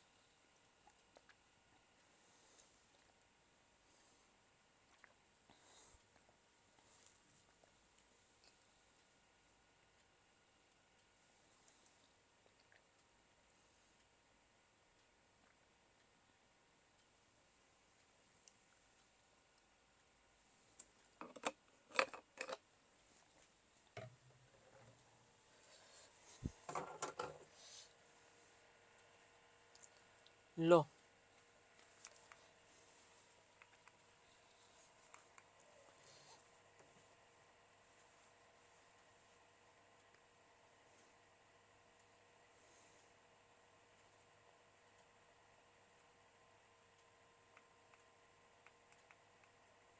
नेक्स्ट वर्डिंग लिखो, जापानीज इंसेफेलाइटिस। ये ब्रेन को अफेक्ट करता है, इसलिए इसको ब्रेन फीवर बोलते हैं। सुनना इस डिजीज को अच्छे से, ये बहुत इंपॉर्टेंट भी है, सवाल आएगा इससे रिलेटेड। जापानीज इंसेफेलाइटिस ब्रेन का इन्फ्लामेशन है, सीधी बात है, ये वायरल है। कौन सी है? वायरल है। क्योंकि ये ब्रेन अफेक्ट होता है, आईसीपी बढ़ता है, हेडेक होता है, इसलिए इसका नाम ब्रेन फीवर है। ये कौन सी वायरस की वजह से होती है? अर्बो वायरस की वजह से होती है। मॉस्किटो कौन सा है? क्यूलेक्स मॉस्किटो इसका वेक्टर है। ये भी कौन सी बीमारी है? वेक्टर बोर्न बीमारी है। कौन सा मॉस्किटो है? Culex mosquito. इंक्यूबेशन पीरियड कितना है? 5 से 15 दिन होता है। अब इसका ट्रांसमिशन कैसे होता है, ये इंपॉर्टेंट है।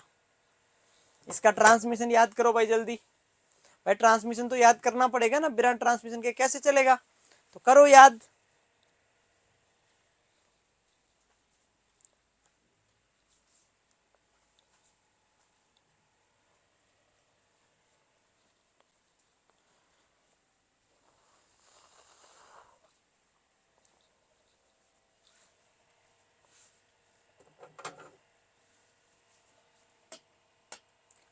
मलेरिया का ट्रांसमिशन क्या था? Man, arthropod, man. इसमें क्या होगा?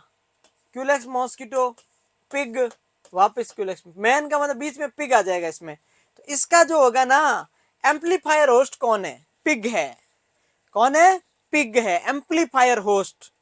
पिग से ये बीमारी मच्छर में आती है, क्यूलेक्स मॉस्किटो पर्सन में दे देता है। तो कौन सा आएगा भाई? वेरी गुड, सतीश कुमार सिंह, बहुत बढ़िया। Viral, brain fever, arbovirus, Culex mosquito, 5 से 15 दिन, ये आ गया। अब इसका ट्रांसमिशन चेन पढ़ते हैं। ट्रांसमिशन कैसे होगा? सही सही पढ़ना है अपने को, गलत गलत नहीं पढ़ना है ना। अपन ज्ञानी बहुत है, आपको पता ही है। आप लोग तो ज्ञानी हो ही, और ज्ञानी लोग होते हैं वो सही पढ़ते हैं, ज्ञानी गलत वैसे ही नहीं पढ़ते हैं। तो चलो भाई, ज्ञानियों, mode of pig mosquito pig. अब देखो इधर,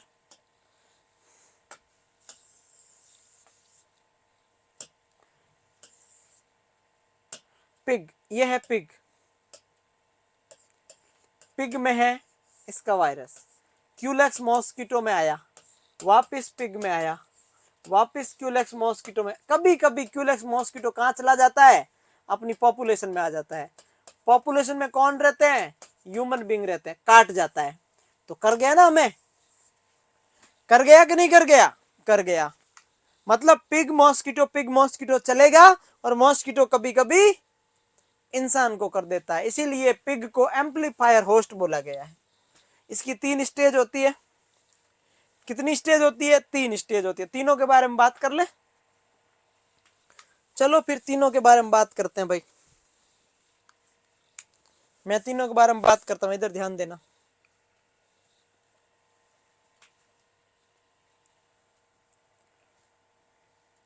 ये हो गया, समझ आ गया। कोई भी प्रॉब्लम होती है इसमें, देखो मीजल्स भी पढ़ा था, ये भी पढ़ा। पहली स्टेज का नाम है प्रोडर्मल स्टेज, जिसमें सिम्टम्स बढ़ेंगे। 1 से 6 दिन की होती है। क्या होगा इसमें? फीवर आएगा, हेडेक होगा, लिथार्जी, मैलेज, मतलब मरीज में सिम्टम्स बढ़ रहे हैं। दूसरी के अंदर ब्रेन के साइन आएंगे। किसके साइन आएंगे? क्योंकि इसका नाम ही ब्रेन फीवर था, तो किसके साइन आएंगे? ब्रेन इंसेफेलिटी, इंक्रीज आईसीपी, सीएसएफ के अंदर इंफेक्शन के साइन, सीजर आ सकता है। ये सारे किसके साइन आएंगे? Increase ICP, high grade fever, नक्कल रिजिडिटी, कन्वर्जन। फिर तीसरे को रिकवरी। इसमें क्या हो जाएगा? मरीज वापस रिकवर हो जाएगा। पहले में प्रोडर्मल, दूसरे में ब्रेन के साइन, तीसरे में रिकवरी। दूसरी एक्यूट कंडीशन बोलते हैं इसको।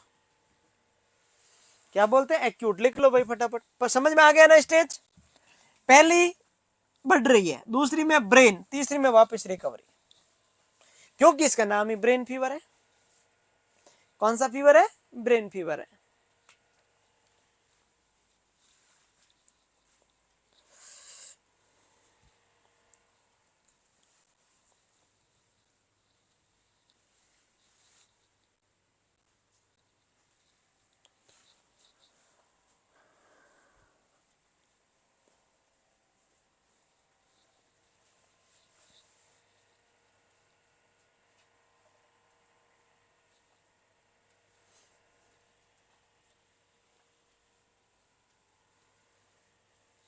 हो गया?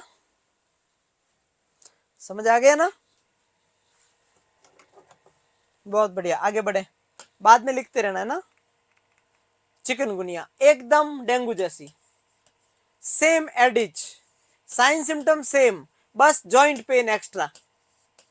और जॉइंट पेन का नाम दे दिया डबलिंग अप। जॉइंट पेन का नाम क्या है? Doubling up. बाकी same, aedes, joint pain, fever, ORS, PCM देना है, बस कुछ भी नहीं करना। Vector, joint pen.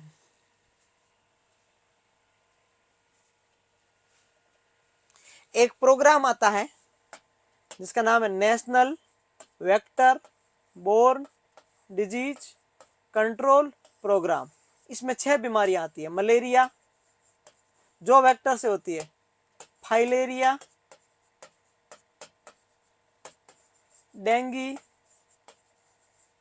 Japanese encephalitis, chikungunya, हम पढ़ेंगे येलो फीवर। कौन सा फीवर? Yellow fever. हो गया।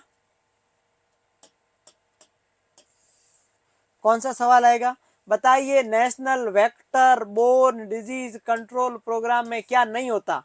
3 ऑप्शन इनमें से होंगे। एक दे देगा मम्स, या दे देगा मीजल्स, या दे देगा रूबेला, या दे देगा hepatitis A B C D E F, कुछ भी। मतलब इन 6 के अलावा कोई एक ऑप्शन ऐसा आएगा कि बताइए।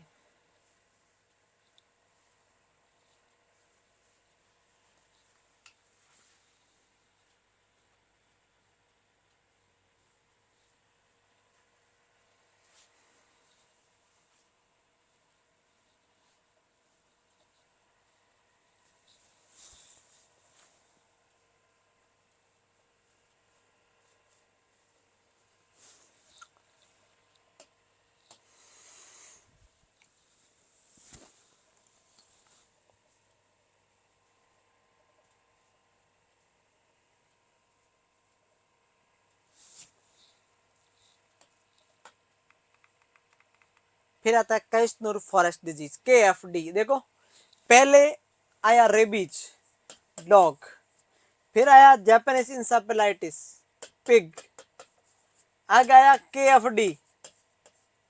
KFD बोलेंगे मंकी को। इसका नाम क्या है? मंकी डिजीज, क्योंकि ये मंकी में हुई थी 1957 में।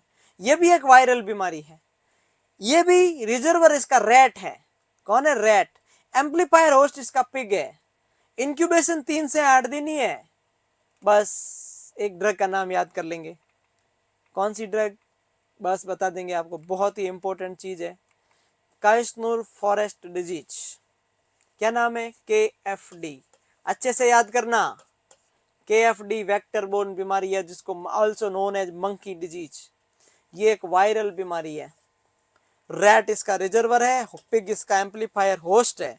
इंक्यूबेशन पीरियड 3 से 8 दिन है। अब मैं बताऊंगा ये फैलती कैसे है। ये तो आपको चीज पता रखनी है, ये तो पता रखनी है। मैं आपको प्रोग्राम पढ़ाऊंगा ना, national vector borne disease control programme, जिसमें ईयर पढ़ लेना आप। थोड़ा बहुत तो रिजर्व रखो, प्रोग्राम में क्या पढ़ोगे फिर?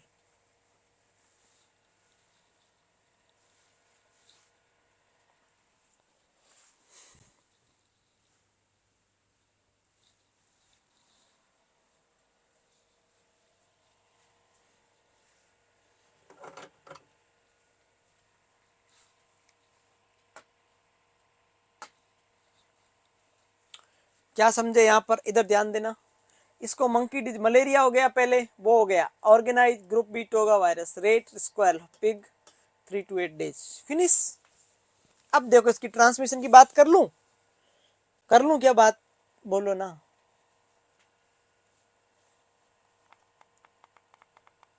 ट्रांसमिशन ये वेक्टर बोर्न डिजीज, इधर आना।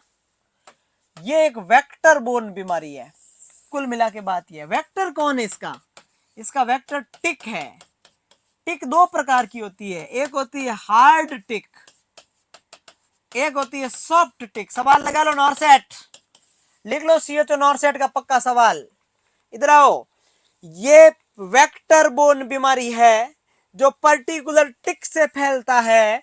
उस टिक का नाम हीमोस्पाइशियलिस स्पाइनिजेरा और हीमोस्पाइनिस टुर्टुरा है, और वो हार्ड टिक है इंडिया में, और इंडिया के बाहर ये सॉफ्ट टिक है।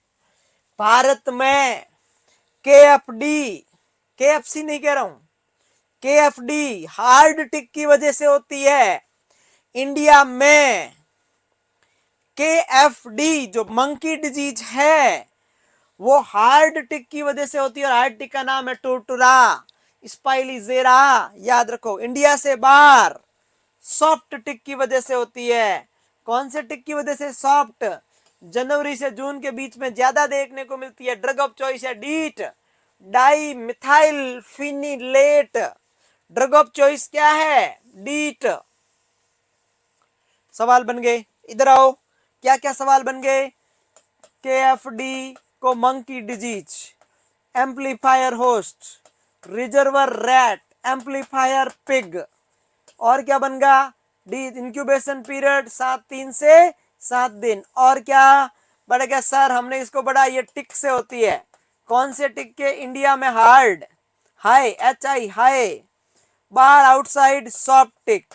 हार्ड टिक का नाम बताओ। हीमोस्पाइशियल टूरटुरा, हीमोस्पाइशियल स्पाइनिजेरा। और बताओ सर ड्रग ऑफ चॉइस डीट।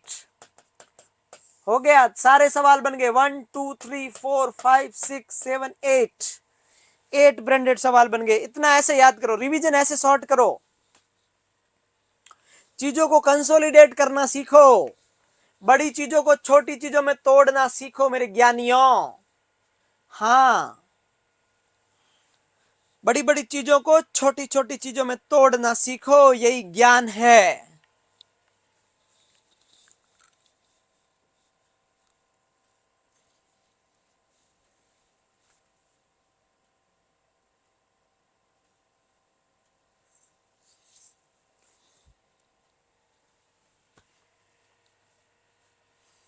हाँ, भावना बोलते रिपीट करो। अरे बेवकूफों, इसको मंकी डिजीज बोलते हैं। पहली बार 1957 में रिकॉग्नाइज हुई थी। ये एक वायरल बीमारी है और एक वेक्टर भी है इसका। कॉज इसमें वायरल होता है, माइक्रो ऑर्गेनिज्म होता है, ट्रांसमिशन वेक्टर से होता है। रिजर्वर इसका रैट है, एम्पलीफायर होस्ट इसका पिग है, इंक्यूबेशन 3 से 8 दिन है। अब कौन है इसका वेक्टर? टिक है। कौन सा टिक है? भारत में हार्ड टिक है, भारत के बाहर सॉफ्ट टिक है। हार्ड में कौन सा? HS या HT, कोई भी एक हार्ड टिक याद कर लो, सबसे अच्छी बात। ये हार्ड टिक की जातियां हैं, 2 नाम है। हार्ड टिक हो गए, जैसे कि मच्छर। मलेरिया किससे होता है? मच्छर से होता है। मच्छर कौन सा? वो ये मच्छर के नाम हो गए। वैसे ही हार्ड टिक इंडिया के बाहर soft tick. January to June drug of choice D dimethyl phthalate. हो गया।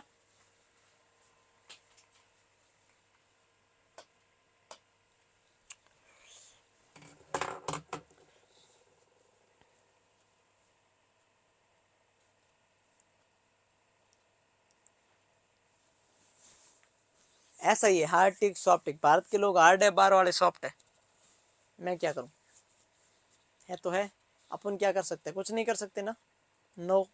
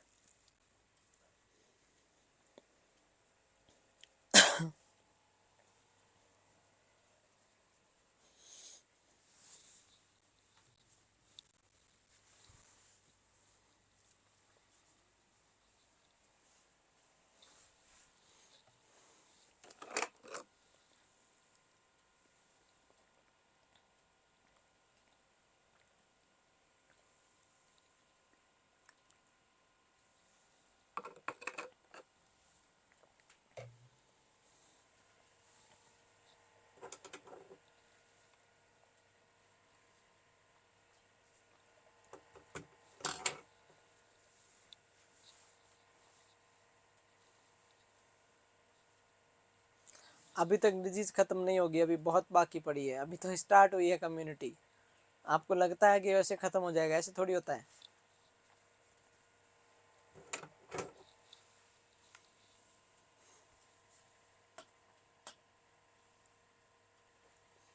आगे बढ़े। हो गया। ब्रूसेलोसिस किसकी वजह से होता है? ब्रूसेला की वजह से होता है। ये एक रॉड शेप का बेसिलाई है, और हमेशा बेसिलाई होता है वो रॉड शेप का ही होता है, चाहे वो टीबी का बैक्टीरिया ही क्यों न है। कैसा होता है वो? रोड शेप का होता है। इसको अंड्यूलेंट फीवर भी बोलते हैं, इसको माल्टा फीवर भी बोलते हैं, इसको मेडिटेरेनियन फीवर भी बोलते हैं। ये जैसे गाय है, गाय का दूध पी रहे हो आप, गाय को मान लो ब्रूसेला है। अब दूध को आपने पास्चुराइजेशन नहीं किया है, पास्चुराइजेशन के लिए स्पेशल टेक्निक होती है, ठीक है, अब पढ़ेंगे अपन बाद में स्टरलाइजेशन में। अगर नहीं किया तो पर्सन को क्या हो जाएगा? ब्रूसेला हो जाएगा। बैक्टीरियल बीमारी है और जूनोटिक बीमारी है।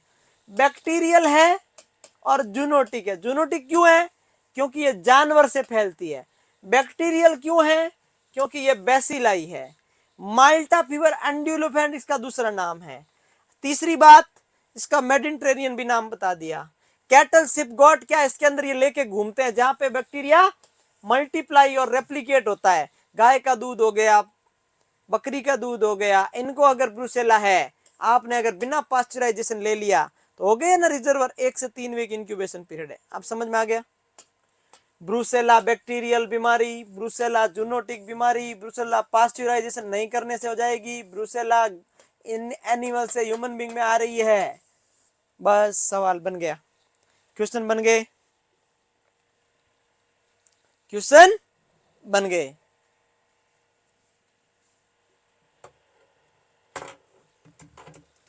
हो गया। एक दो डिजिट छोटी छोटी और पढ़ लेते हैं, उसके बाद अपन आज करेंगे रेस्ट।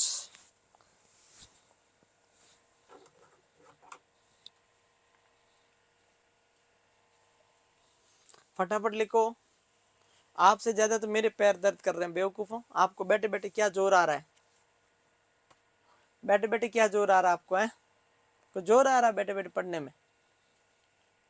हम ऐसे पैरों पे खड़े हैं सुबह से ढालू जैसे, पैर तो हमारे दर्द कर रहे हैं, तकलीफ आपको हो रही।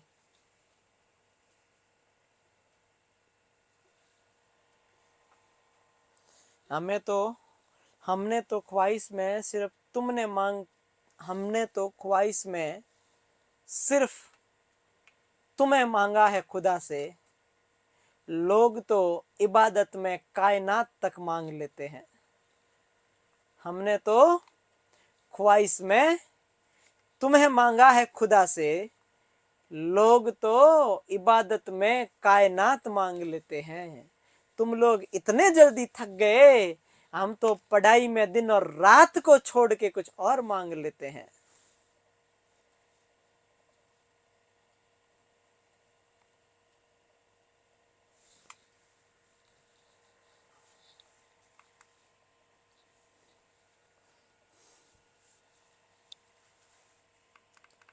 नेक्स्ट बीमारी एनिमल से ट्रांसफर हो रही है, डायरेक्ट कांटेक्ट से हो सकती है।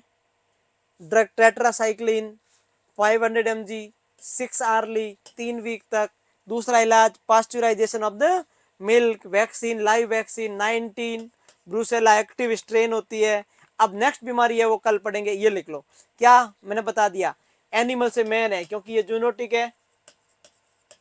डायरेक्ट कांटेक्ट, डायरेक्ट गाय के, आपने ऐसे गाय के पास में गए, गाय को ऐसे किया, गाय को टीबी हो रखी है, गाय ने ले लिया, छींक करी जोर से, कफ किया, स्नीज किया, आपको आ सकती है। अब गाय के आप जाके चुम्मा चाटी करोगे और गाय को अगर ब्रूसेला है, हो सकता है कि नहीं हो सकता है? तो किसी को ऐसी बीमारियां हो ना तो चुम्मा चाटी अवॉइड करना है, समझ गए आप? ऐसे नहीं करने का, उनको बोलो gap, be social distance from me, दूर रहो, क्योंकि आपको क्या है, ऐसी बीमारी है जिससे डायरेक्ट कांटेक्ट से फैल सकती है, उनको दूर रखना है। ठीक है, डायरेक्ट कांटेक्ट, टेट्रासाइक्लिन इसकी ड्रग है ना। पास्चराइजेशन मिल्क को करना है, क्या तरीके होते हैं?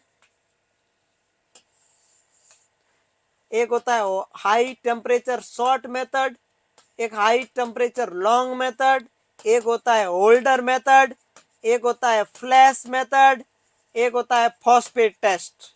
ये हम सारे पढ़ेंगे जब हम स्टरलाइजेशन पढ़ेंगे। बहुत ज्यादा टेम्परेचर 5 सेकंड तक, बहुत ज्यादा टेम्परेचर लॉन्ग टाइमिंग तक, होल्डर कम टेम्परेचर लंबे समय तक, फ्लैश कम ज्यादा टेम्परेचर कम समय तक, फॉस्फेट टेस्ट।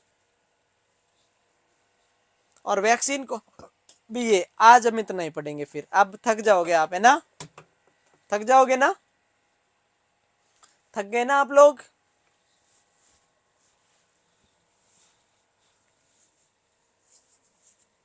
ठीक है, सभी सीख लो। हाँ, आशा पूछ रही है सर एक क्वेश्चन, सारी शायरी बहुत याद रखनी है क्या? अब देखो आपकी इच्छा, आप रखना चाहो तो, मुझे 4000 शायरियां याद है, आप रखनी चाहो तो रख सकते हो, इसलिए कभी ये सोचना मत क्या क्या याद है।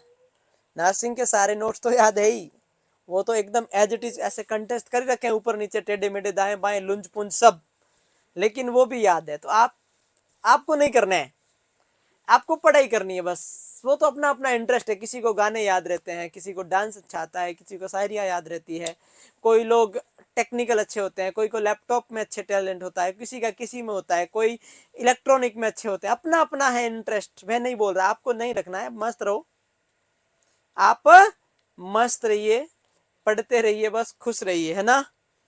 और अपना जो जिसके साथ जो वादा किया वो वादा निभाते हुए चलिए। इन दिनों में जो लोग वादे करते हैं ना, वो वादे निभाते नहीं है, मैं ये भी बता देता हूँ। इन वीक में जो भी वादा करता है ना, वो वादा तोड़ने के लिए होता है। ये सब झूठे वादे हैं। 7 फरवरी के लेके 14 फरवरी तक जो भी केस है ना, सारे झूठे हैं, प्योर फर्जी माने जाते हैं। किसी के प्यार के लिए, अफेक्शन के लिए, अट्रैक्शन के लिए वैलेंटाइन का होना जरूरी नहीं है। 24/7/365 अनकंडीशनल रहना चाहिए। वैलेंटाइन आया तो आप उछल उछल के प्यार कर रहे हो, अदरवाइज आप तो गालियां दे रहे थे उनको, डोंट कम नियर मी, परे हट तू, ऐसे बोल रहे थे। ऐसा नहीं होना चाहिए, ऐसा नहीं होना चाहिए। वैलेंटाइन के मोहताज नहीं है, हमारा ऐसे ही रहना चाहिए। चाहे दिन हो चाहे रात हो, चाहे हम एक पैर पे खड़े हो चाहे 2 पैर पे खड़े हो, चाहे हम ऐसे खड़े हो चाहे कैसे खड़े हो, चाहे मुंह लटका हुआ हो चाहे दूसरों का मुंह लटका हो, हमें ऐसे ही रहना चाहिए। हमें ऐसा ही, इसके लिए हमें ऐसा थोड़ी है कि हम इसको देखा वैलेंटाइन को, लोगों को देख देख के एक दूसरे को ऐसे बोल रहे, नहीं। हमारा हर दिन वैलेंटाइन होना चाहिए। हमारा हर दिन अपने माँ बाप के लिए, अपने भाई के लिए, अपने बहन के लिए, सिस्टर के लिए, माँ के लिए, वाइफ के लिए, गर्लफ्रेंड के लिए, जिसके लिए भी है, छोटे भाई के लिए, जो भी है उसके हिसाब से होना चाहिए। ठीक है, okay, take care, thank you so much once again, फिर मिलेंगे बहुत जल्दी। Okay bye, take care, good night, have a sweet dreams.